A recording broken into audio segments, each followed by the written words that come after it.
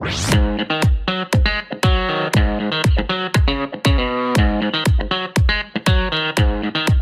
dia, hoje começamos o nosso videocast e estará em pauta o livro A Vida Não É Útil, de Ayrton Krenak. Estamos com 3 convidados do Nono H.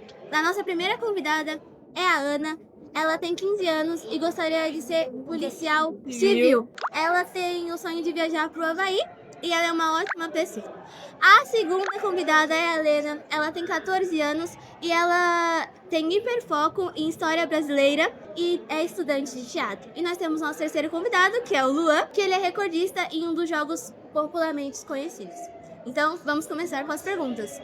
No livro, Ayrton fala sobre a imaginação como ferramenta de sobrevivência. Como podemos entender essa ideia nos dias de hoje? Quer perguntar pra alguém específico ou a gente fala? Eu gostaria que a Ana respondesse. Os dias de hoje é muito difícil, né? Muitas coisas acontecem. Então, acho que a gente tem que imaginar que vai dar tudo certo e a gente também tem que fazer com que dê tudo certo. Não adianta só imaginar, né? Pensar que vai dar tudo bom e melhorar, né? Temos vários casos atualmente que estão depredando o Brasil e o mundo, assim, né? Então, acho que é a imaginação que a gente vai imaginar e que vai dar tudo certo. Realmente, porque a gente vive muito em um lugar onde é tudo muito robotizado, né? E Helena, o que você acha dessa pergunta? Bem, eu pessoalmente acho que essa de que a imaginação pode, de certa forma, salvar o mundo, também envolve muita arte. Acima de tudo, a arte, ela é uma forma de expressão, nem a moda, o desenho, as músicas, elas são, sobretudo, uma forma de expressão, uma certa de um protesto político, de certa forma, uma forma de arte, né? A gente precisa de mais cultura no nosso país. Eu acho que salvando o mundo, acima de tudo, a gente precisa um pouco de cultura, a gente precisa um pouco mais de protestos, a gente precisa um pouco mais das pessoas realmente imaginarem que podem fazer algo sendo as pessoas que são.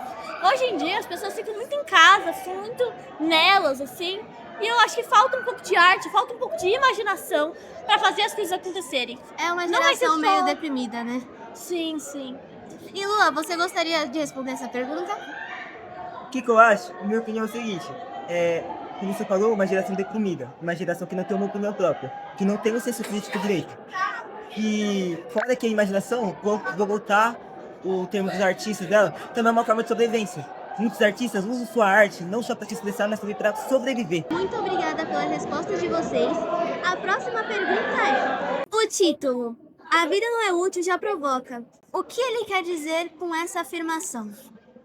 Pode falar, Helena. Eu posso falar? Pode falar, à vontade. Pra mim, é o seguinte, esse título, ele é um pouco grosseiro, mas quando você lê o livro, você percebe o que ele quer dizer. Que é a nossa utilidade também no mundo moderno.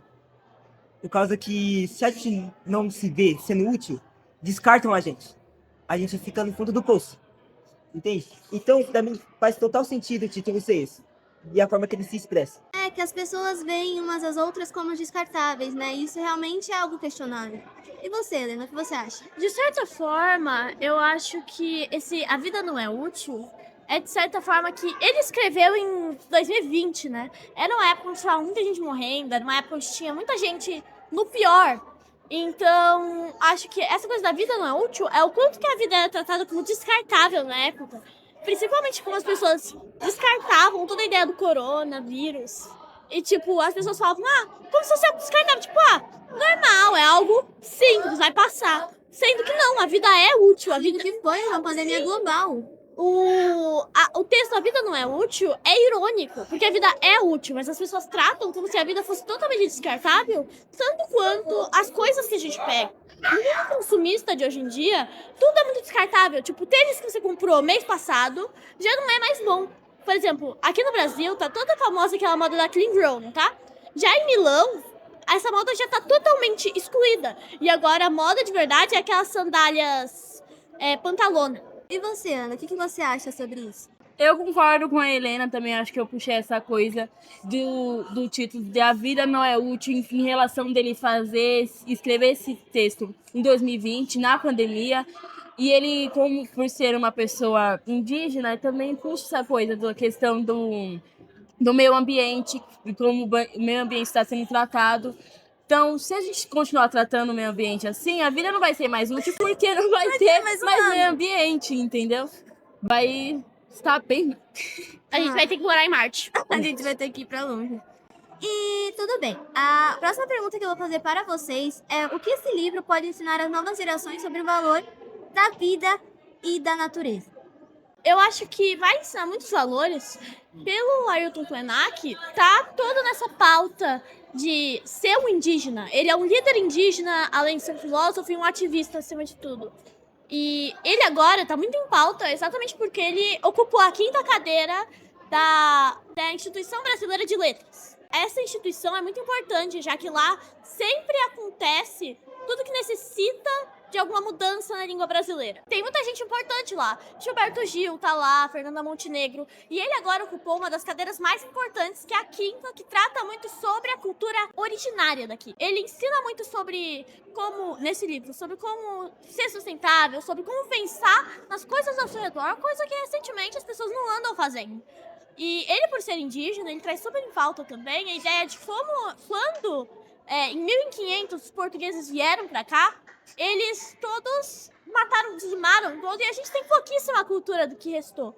O que restou da cultura indígena é pouquíssima, e o Krenak é um dos que sobrou. Então é muito importante, tanto para historicamente falando, tanto culturalmente falando, esse livro no geral. Ele ensina demais esse tipo de coisa. Sim, e é bom saber que um indígena e um autor está sendo reconhecido, tendo visibilidade a partir disso. Quais são as práticas do cotidiano que deveriam ser inspiradas pela reflexão do livro? A prática de cuidar, né? De se pensar mais sobre as suas ações, tudo que você faz hoje em dia, se realmente vai agregar alguma coisa no futuro. Hoje em dia, eu gosto de falar das pessoas de hoje em dia. As pessoas de hoje em dia são tão nem aí pra vida. Que volta no título do livro, né? Que a vida não é, o pessoal tá achando que a vida é assim, fazendo qualquer coisa, entendeu? Sem pensar no futuro. Claro que você não vai ficar só pensando no futuro e esquecer do agora. Mas acho que tem que ter aquela balança, entendeu? Posso complementar a frase dela? Claro que pode. É que também, ele, como que hoje em dia a gente também tem esse costume de querer imitar, ser um ao outro. A gente vê a pessoa sendo melhor que a gente em alguma coisa, e a gente tem esse pensamento de eu não sou melhor que ela, então eu quero ter isso, eu quero conquistar isso. E aí, isso também é outra frase que combina com o título do texto, a vida não é útil, que a gente tira a nossa Essência. personalidade, isso, a nossa, entende? Pra ser outra pessoa. É toda a ideia do eurocentrismo, né, que tá no mundo, que eu até comentei sobre toda a estética vir de Milão, e a gente não tem mais a estética brasileira. A última coisa essencialmente brasileira que eu consigo pensar no momento aconteceu e terminou em 69, e que era totalmente brasileira, praticamente. E a gente simplesmente esqueceu de valorizar a nossa cultura. A gente fica pensando, nossa, a Europa tá fazendo isso, então eu quero fazer isso. Todas as modas atuais vieram todas da Europa ou dos Estados Unidos. Os estadunidenses, eles meio que são os mestres lá, estão mexendo com as marionetes que somos nós. A Europa é tão focada lá que tudo que gira em torno da Europa imediatamente faz sucesso. É sobre o autor e a sua visão. Quem é Ayrton Krenak e por que a sua voz é tão importante no contexto da literatura, da filosofia e da luta indígena no Brasil? Eu acho que a importância dele é por ele ser um indígena, né? E hoje em dia, há muitos anos atrás, né, o que aconteceu de estar cada dia mais apagando essa imagem dos indígenas e todas as outras etnias, né? Igual ela falou, as etnias agora estão mais esses pessoais ricos e europeus e estadunidenses, nananã, e apagando as outras, como a própria etnia negra, né? O pessoal, tem como uma neguinha. E a gente percebe que tá cada dia mais apagando. Tem pessoas aí que estão levantando isso, igual. Tem várias pessoas aí que estão levantando isso. Eu acho que ele é muito importante nesse contexto. E ele é um ativista também, né? Ele é uma pessoa muito importante. Eu acho que com certeza ele. É isso. Um dos temas centrais do livro, Krenak questiona a ideia de progresso e utilidade.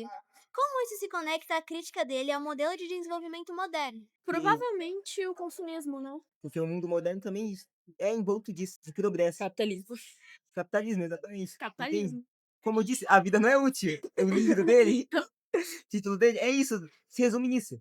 Que a gente tem essa sede de ter utilidade. E se a gente não tem utilidade, as pessoas são nossos superiores, elas acabam nos jogando no lixo. Entende? E tem um progresso. Tudo tem um progresso agora no mundo moderno. Que tem gente que vê que tem muita personalidade igual ela. Cada dia ela vem com os looks bem bafônicos. Então a gente vê que ela tem personalidade, mas ao mesmo tempo tem outras pessoas que são mais clean girls, entendeu? Você Que tem um pode ser clean girl se basiquinho. você quiser ser clean Sim. girl. Mas é pelo seu querer, não pelo querer do próximo. Não porque está na tendência, não porque a Virgínia usou. Era a Virgínia mesmo que eu tava pensando. Eu ia falar, mas... Na nossa escola, ter um livro do autor Ayrton Krenak disponível impacta de que forma a nossa consciência sobre a cultura indígena? Eu gostaria que o Luan respondesse essa pergunta. Porque é importante, né? A gente se sentir mais conectado com a nossa cultura. Tipo, é algo que a Helena falou, da gente ter esquecido da nossa cultura, ter se apagado na história. Então é importante a gente pelo menos ter resquício e voltar a isso.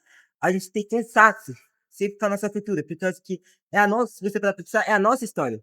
Faz uma parte de nós. Então eu acho isso extremamente importante. Deveria ter em todas as escolas mais livros sobre isso. Mais livros contando a nossa história.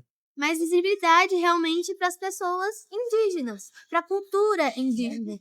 E você, Helena? Nas aulas, a gente aprende muito sobre a Guerra Civil Americana, a gente aprende muito sobre a Segunda Guerra Mundial, a gente aprende muito sobre a Primeira. Só que a gente aprende tão pouco sobre o que aconteceu no nosso país, entende? A gente é obrigado a descobrir a história da Europa e dos Estados Unidos, enquanto a nossa história tá apagada e os Estados Unidos aprendem só a história deles.